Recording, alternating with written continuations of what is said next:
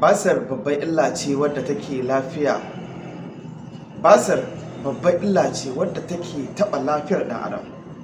So da yawa mutane ba su san basir yana damunsu ba, sai ya musu illa tukunna kafin su gane cewa basir ne musu illa. Ɗan uwana, shin ko ka san cewa basir yana jawo har mutum ya haukace kwata-kwata, ya zama da mutum baya da hankali? So da yawa wasu mutane da suke yawo kan hanya suna hauka, idan aka ba su maganin basir sai haka sun samu sauƙi cikin iyawar Allah.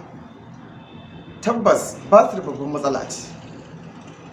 Ɗan uwana, idan kana fama da matsalar basir, wannan cibiya tamu ta Baban Amarya Islamic Medicine Center muna ɗauke da ingantaccen maganin basir.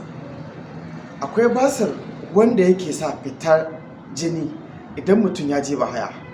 Dan uwana, idan ka je bahaya kana kula da abin da kake fitarwa? Wani sai ce yana kyama ya duba ga abin da ke fito masa, alhali wannan abin yana sa ka gane kana lafiya ko baka da lafiya.